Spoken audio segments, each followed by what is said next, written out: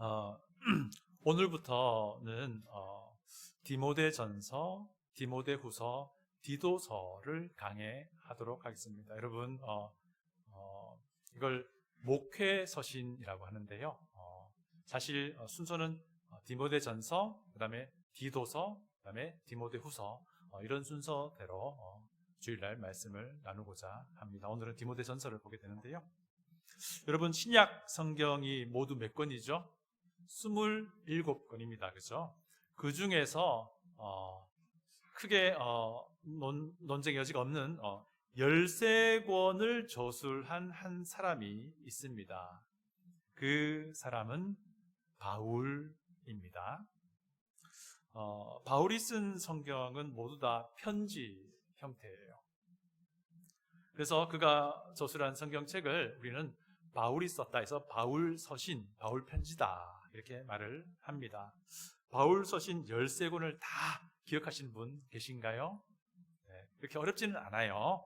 로마서, 고린도 전후서, 그다음에 갈라디아서, 에베소서, 빌립보서, 골로새서, 그다음에 데살로니가 전후서, 디모데 전후서, 디도서, 빌레몬서 이렇게 돼요.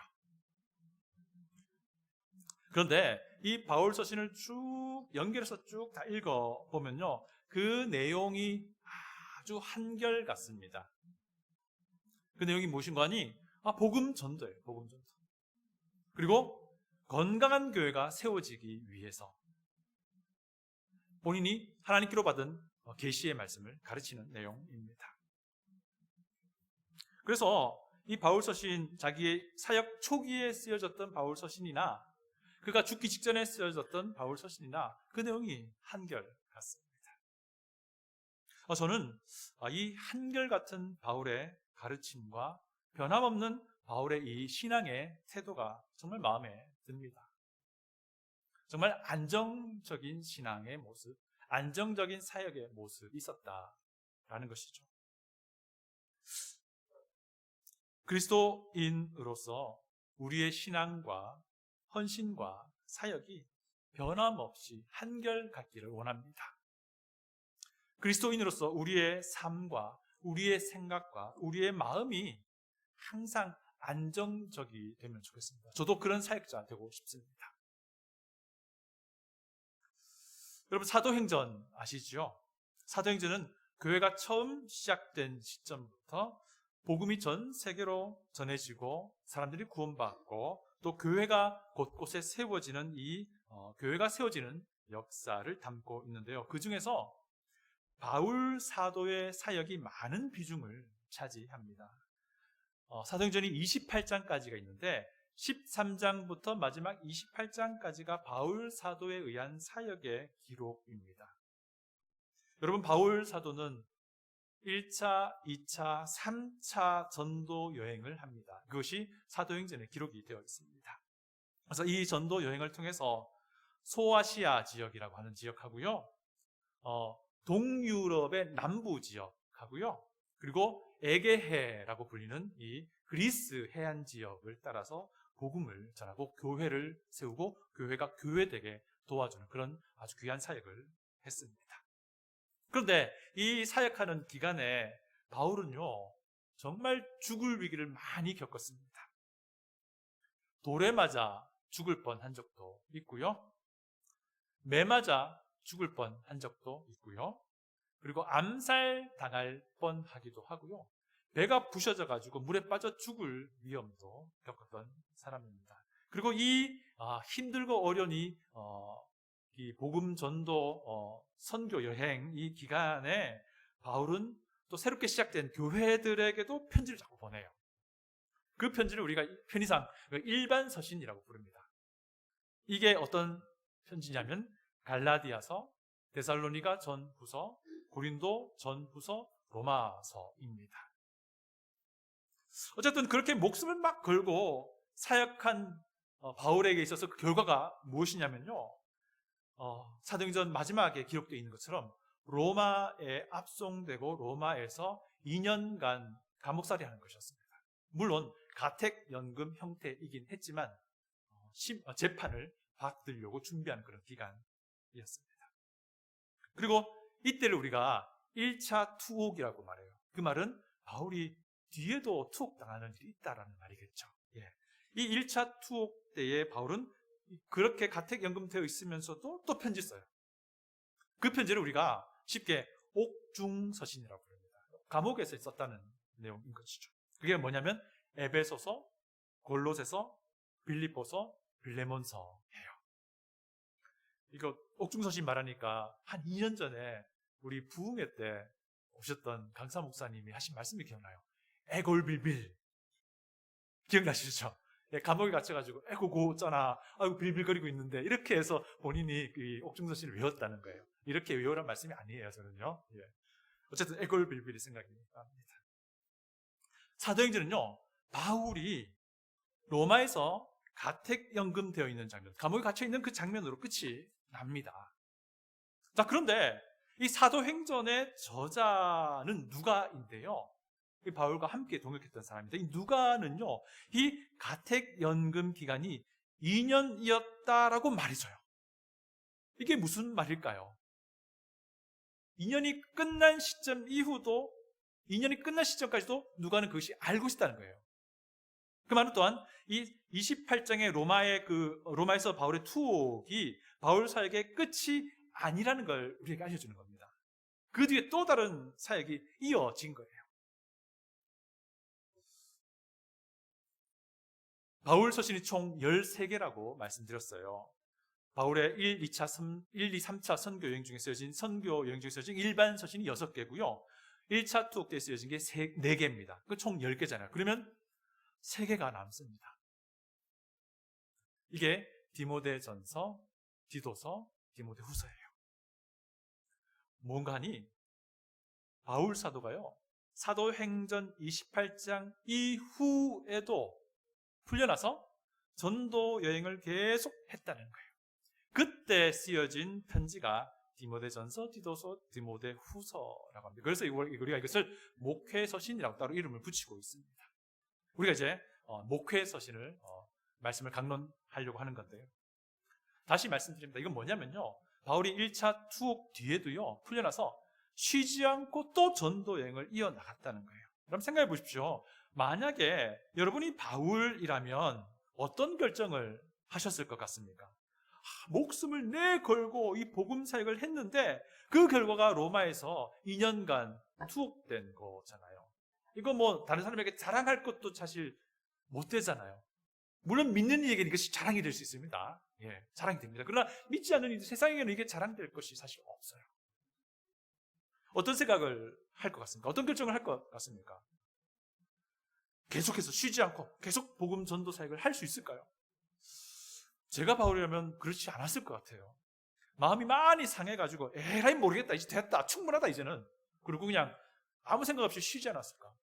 혹은 좀 더 나아가면 에라이 모르겠다, 여기서 끝이자, 아예 그냥 은퇴 하지 않았을까? 그런 생각도 하게 됩니다. 그런데 바울은 그렇지가 않아요. 흔들림 없이 매우 안정적으로 그리스도의 사도로서의 그 자리를 지켜낸다라는 사실입니다. 어떤 상황이 닥쳐도 한결같습니다. 자기 자리를 그냥 지켜요. 어떻습니까? 이 바울 사도의 이런 모습이 여러분에게 큰 도전이 되지 않습니까? 저에게 너무나도 큰 도전이 됩니다. 저는요, 흔들림 없이 한결같은 안정적인 목회자 되고 싶어요. 여러분들도 흔들림 없이 한결같이 안정적인 그리스도인이 되시길 바랍니다. 우리 주님 그리스도 예수님께서 불러주신 이 자리에 항상 서 있는 그런 우리가 되어야 하지 않을까요? 바울의 1차 투옥 이후의 사역은 어떠했을까요? 감사하게도요, 우리는요, 이 바울 자신의 이 서신서들을 통해서 사도행전 28장 이후에 바울 사역의 흔적을 추적해 나갈 수 있습니다. 주로 어떤 서신을 통해서냐면요, 일반 서신 중에서 제일 마지막에 쓰여진 로마서예요. 왜냐하면 로마서에는 로마 교회에 가서 그 다음 뭔가를 하고 싶은 바울의 마음이 들어있습니다. 그리고 옥중에서 쓴 서신들이에요. 1차 투옥 때 에베소서, 골로새서, 빌립보서, 빌레몬서를 보시면요, 바울이 그 다음에 어디를 가고 싶다라는 말을 하는 부분이 나와요. 또 이 목회서신 디모데 전서, 디도서, 디모데 후서를 보시면 우리가 이 바울의 그 이후의 사역이 어떠했는지 충분히 추적이 가능합니다. 제가 잠깐 짧게 설명을 좀 드려볼게요. 바울은요, 1차 투옥에서 풀려난 뒤에 로마 교회의 후원을 받아서 스페인으로 가요. 그리고 스페인은 유럽에서도 가장 서쪽에 있는 지역입니다. 스페인, 포르투갈, 그 지역으로 갑니다. 놀랍죠? 쉬지 않습니다. 새로운 사역지, 복음이 전해지지 않은 사역지로 간 거예요. 그리고 이 스페인 사역을 마치고 바울은 어디로 가냐면 아가야 지역, 그러니까 에게해에 있는 지역, 그리스가 있는 지역이에요. 이 지역에 있는 고린도를 들립니다. 그리고 고린도 교회의 후원을 받아서 그레데 섬이라는 곳을 가요. 이 그레데 섬은 어떤 섬이냐면요, 바울이 예전에 로마로 압송될 때 배 타고 가다가 막 풍랑이 일 것 같아서 잠시 쉬었던 곳이긴 해요. 근데 어쨌든 이 그레데 섬이라는 곳에 새로운 개척 사역을 하러 가는 거예요. 여기에서 바울은 디도, 바울의 동역자 중에 한 명인데 이 디도를 이 그레데 섬에 남겨놓습니다. 그때부터 그레데의 교회에 디도가 목회를 시작해요. 그렇게 남겨둔 채로 바울은 소아시아 지역에 있는 밀레도라는 곳을 갑니다. 여러분 밀레도 기억나시죠? 바울이 3차 전도여행 막바지쯤에 예루살렘 가기 전에 마지막으로 밀레도에 머물러 가지고 에베소에 있는 목회자들을 부릅니다. 거기서 막 포옹하고 울면서 인사했던 곳이에요. 이곳에 도착했을 때 바울은 에베소 교회, 인근에 있는 에베소 교회에 문제가 생겼다라는 이야기를 들어요. 그리고 바울은 결정합니다. 함께 있던 동역자 디모데를 에베소 교회에 보내요. 그리고 이때부터 디모데가 에베소 교회의 목회자가 됩니다. 이때에도 디모데는 아주 젊은 사람이었습니다. 그러니까 바울이 함께 가지 못합니다. 이유는요, 이미 마케도니아 지역, 여기가 어디냐면 동유럽 남부 지역이에요. 여기에 있는 대표적인 교회가 데살로니가 교회, 빌립보 교회 같은 교회입니다. 이곳에서도 좀 심각한 교회 문제가 생겼다는 소식이 이미 들었던 터입니다. 그래서 디모데를 에베소에 남겨두고 본인은 마케도니아 지역으로 북쪽으로 갑니다. 그리고 마케도니아 지역에서 사역을 하던 중에 바울은 디모데 전서를 기록해요. 그리고는 에베소에서 아주 힘겹게 목회하고 있는 디모데에게 이 편지를 보내는데 이 편지가 디모데만 읽어라라는 말이 없습니다. 에베소 교회도 다 같이 읽어야 한다는 거예요. 뭐냐면 목회자의 사역이 어떤 것인지를 회중들도 알아야지 목회가 되는 거기 때문에 그래요. 자, 그렇게 디모데 전서를 여기서 기록을 하고요. 바울은 이 마케도니아 지역의 사역을 마무리한 뒤에 다시 소아시아 쪽, 에베소가 있는 쪽으로 내려옵니다. 근데 에베소 들리지 않고요. 골로새를 거쳤다가 이제 고린도로 다시 돌아가요. 고린도는 이제 에게해 지역, 그리스 지역이죠. 예. 그리고 이 고린도에서 바울은 편지를 쓰는데 디도서를 써요. 디도서를 써서 그레데에서 목회하고 있는 디도에게 편지를 보냅니다. 그 편지의 내용은 무엇이냐면 그레데의 목회 사역을 마무리하고 나와 함께 합류해라라는 그런 뜻이에요. 자, 그렇게 디도는 그레데 사역을 마무리를 하고 니고볼리라는 곳으로 와요. 니고볼리는 어디냐면요, 고린도가 있는 그 반도의 서쪽에 있는 지역인데 이 1, 2, 3차 전도 여행 때 언급되지 않은 지역이에요. 여기서도 새로운 개척지로 가서 교회 사역을, 복음 사역을 한 거예요. 여기서 디도와 바울이 만난 겁니다. 이 사역을 하고 그러던 중에 로마에 아주 심각한 박해가 있다는 소식을 듣습니다. 물론 그 전부터 시작된 박해이지만 이 박해가 뭐냐면요, 네로에 의한 박해였어요. 네로의 박해와 시기가 겹칩니다. 그래서 바울은 로마로 갑니다. 로마에 가서 바울은 투옥됩니다. 잡힙니다.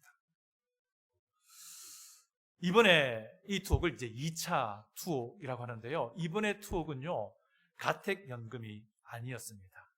지하 감옥이었습니다. 지하 감옥에 갇힌 바울은 이제 곧 자기가 순교할 것 같다라는 생각을 합니다. 그리고 마지막으로 편지를 써서 보냅니다. 그 편지가 디모데 후서입니다. 그리고 얼마 뒤 바울은 순교합니다. 복잡하죠? 저도 설명을 저도 복잡합니다. 이거 기억하라고 말씀드린 게 아니고요.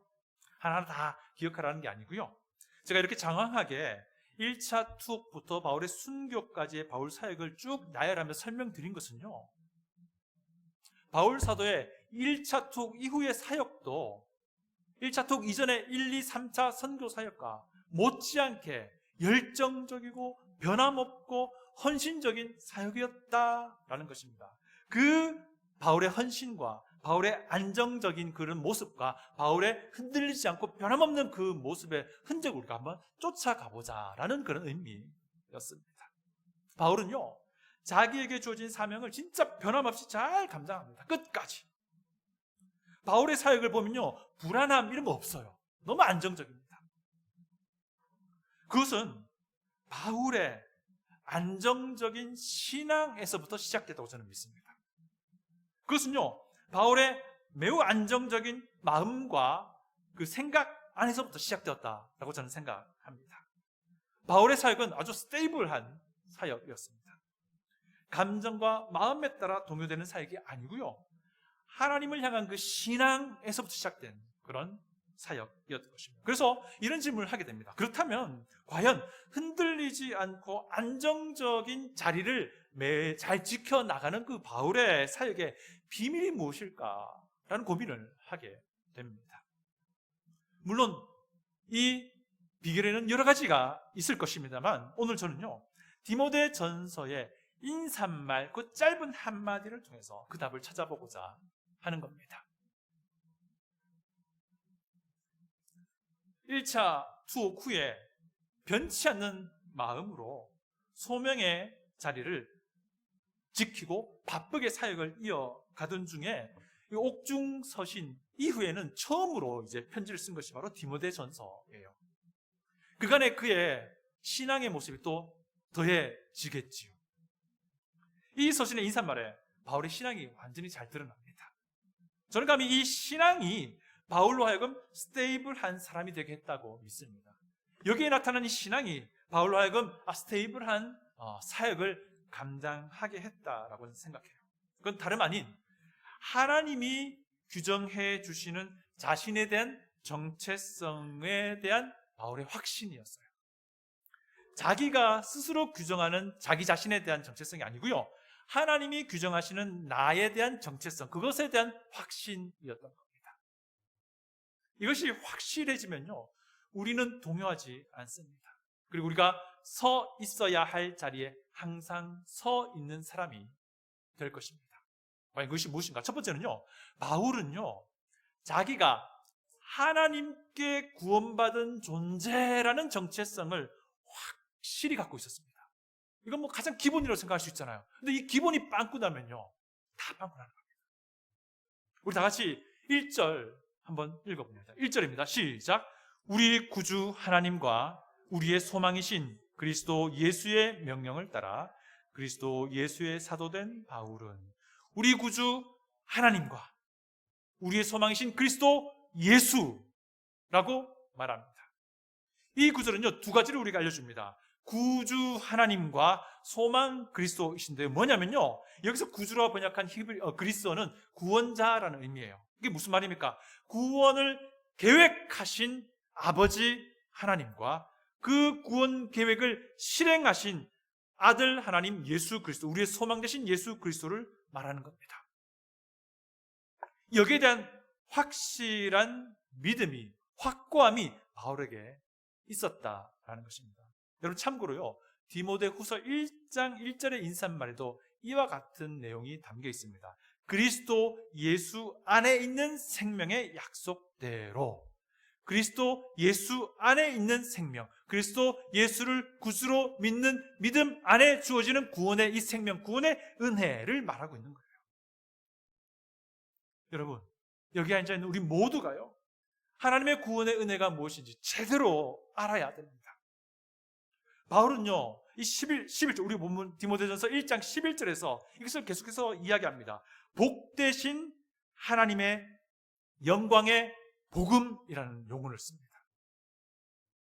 바울 사도의 신앙의 핵심이 복음과 구원의 은혜였다는 것을 우리에게 보여주는 대목입니다. 여러분, 복음이 무엇입니까? 죄인된 나를 대신해서 하나님이신 그리스도께서 내 죄의 대가 대신 치르시고자 죽으신 거예요. 내가 죽어야 할 그 죽음을 예수님이 대신 죽으신 거예요. 그 예수님이 다시 살아나셨습니다. 부활하셨습니다. 죽음을 이기고 부활하셨습니다. 그를 통해서 영생이 무엇인지 우리에게 맛보기로 보여주신 겁니다. 그래서 예수님이 우리의 소망인 것이죠. 여러분이 죄로 인해 죽어 마땅한 죄인됨을 인정하고 예수 그리스도를 구주로 믿은 경험이 분명하다면요, 우리가 이 복음 메시지를요 들으면 들을 때마다 새롭게 다가오게 됩니다. 이 복음 메시지를 생각할 때마다 날마다 새로움이 우리 안에 꿈틀꿈틀거리며 솟아 올라가게 된다는 거예요. 여러분, 스펄전 목사님 많이 들어보셨을 겁니다. 설교의 황태자라는 별명도 있는 분이세요. 한 130년 전에 영국에서 침례교회 목사로 섬겼던 분이세요. 이 분의 디모데전서 1장 설교의 한 토막을 제가 좀 읽어드릴까 합니다. 한번 잘 들어봐 보십시오. 사랑하는 형제들이여, 만일 여러분이 여러분의 죄를 의식해 본 적이 있다면, 만일 여러분이 죄의식의 무거운 짐 아래 눌려본 적이 있다면, 만일 여러분이 어떤 선한 것을 찾기 위해 여러분 자신의 마음속을 면밀히 살펴본 후 절망해 본 적이 있다면, 만일 여러분이 어디에서 구원을 얻을 수 있는지 세상 전체를 다 뒤지고 다니다가 그 모든 것이 마치 광야의 마른 우물처럼 아무것도 주지 못한다는 사실을 발견했다면, 우리 구주 안에 구원이 있다는 소식은 여러분의 마음에 항상 새롭고 달콤한 소식이 될 것입니다. 제 말이 아니고요, 스펄전 목사님 설교 한 토막이에요. 여러분 어떻습니까? 복음 이야기는요, 우리가 들을 때마다 정말 절망 가운데 발견한 오아시스와 같이 그렇게 다가오는 겁니다. 복음 소식 들을 때마다, 구원의 은혜를 이야기할 때마다 그렇게 다가오는 것이 정상적인 그리스도인의 이모션인 겁니다. 정말로 구원의 은혜를 안다면 말입니다. 워낙에 유명한 분이시라서 제가 한 토막만 말씀드리기가 좀 아까워서 한 토막 더 말씀드립니다. 스펄전 목사님의 그 설교의 한 부분이에요. 여러분은 하나님의 공의 앞에 엄청난 빚을 깊이 인식해 본 적 있습니까? 그리고 여러분의 빚이 모두 탕감되었다는 은혜로운 소식을 접한 적이 있습니까? 여러분은 여호와의 진노로 가득 찬 거대한 먹구름 아래서 두려워 떤 적이 있습니까? 당장이라도 폭우가 쏟아져 내릴 것만 같은 그런 먹구름 말입니다. 그러고 나서 내가 네 허물을 빽빽한 구름같이 네 죄를 안개같이 없이 하였으니 너는 내게로 돌아오라. 내가 너를 구속하였느니라 라고 말씀하시는 부드러운 음성을 들어본 적 있습니까?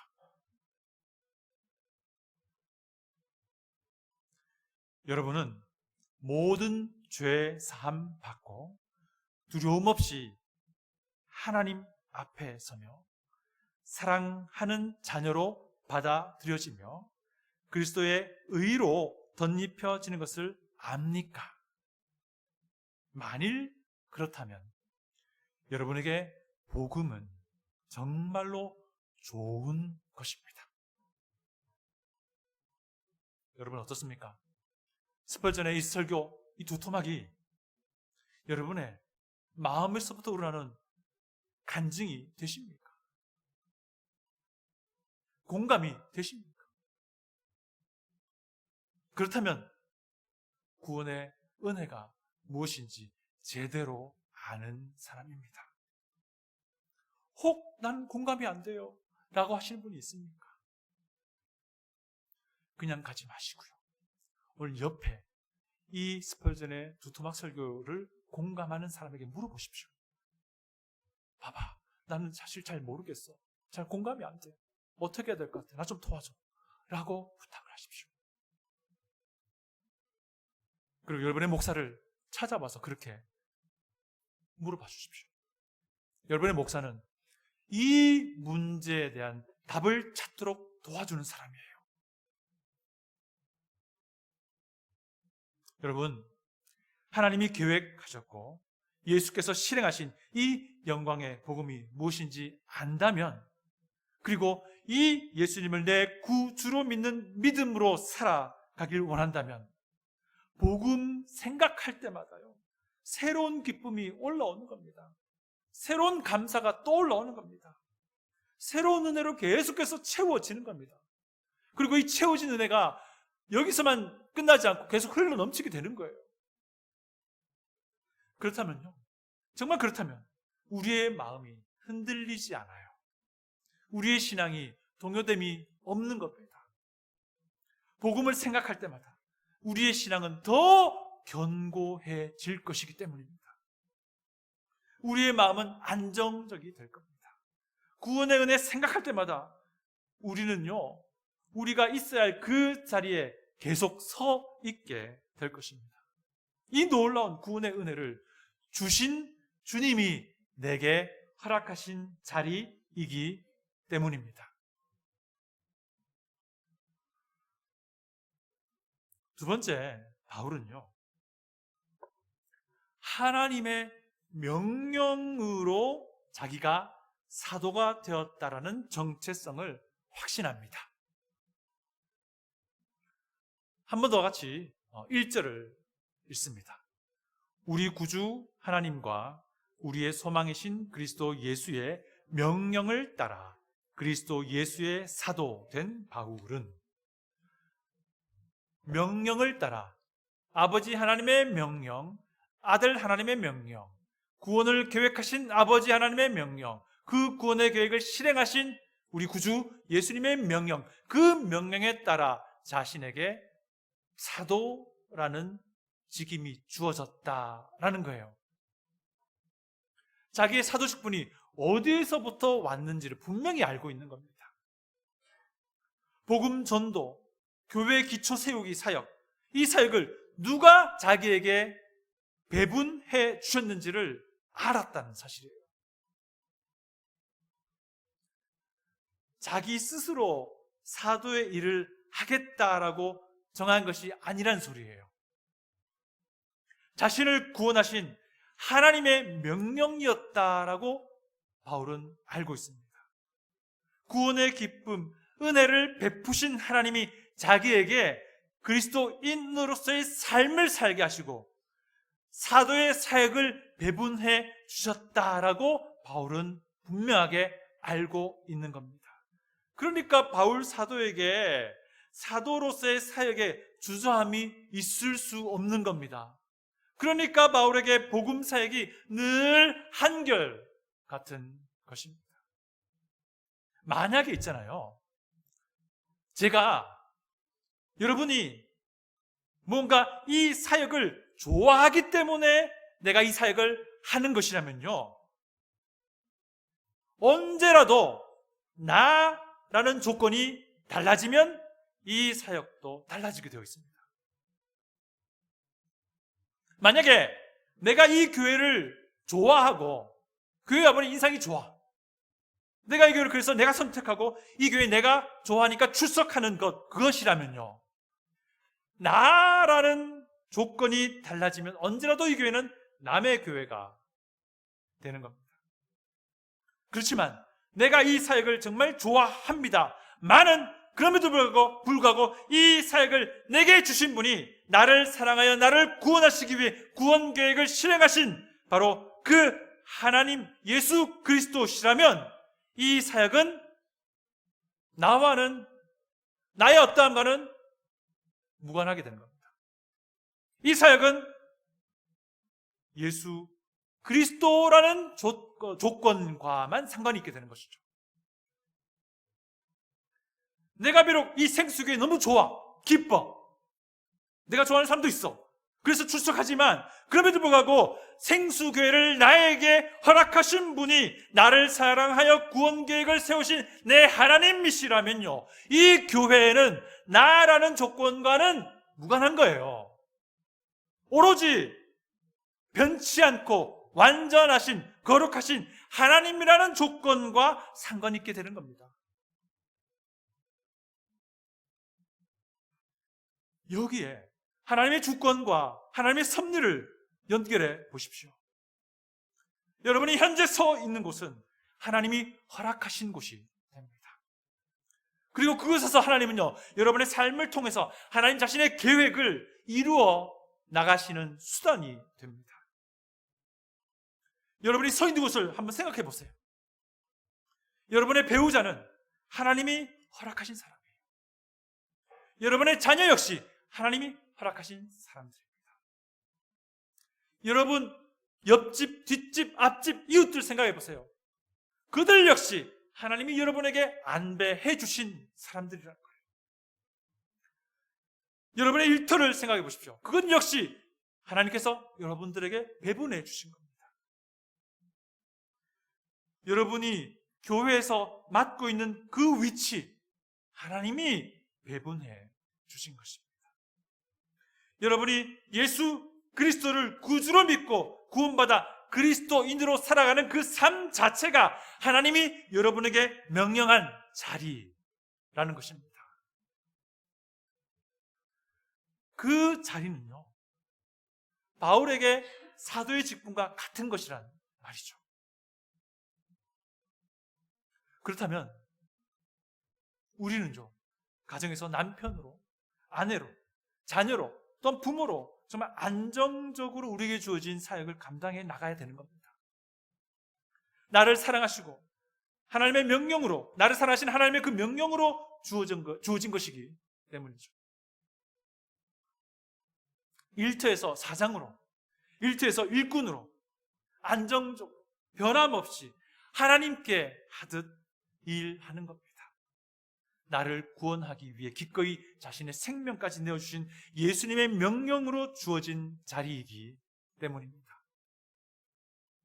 교회에서 저는 목회자로서 목회자가 해야 될 일을 변함없이 감당해 나가야 되겠죠. 여러분들은 또한 교회의 지체로서 맡은 바 책무를 다하고 책임 있는 지체가 되도록 하는 것, 그것이 바로 나에게 맡기신 주님의 그 사랑을 생각하는 것입니다.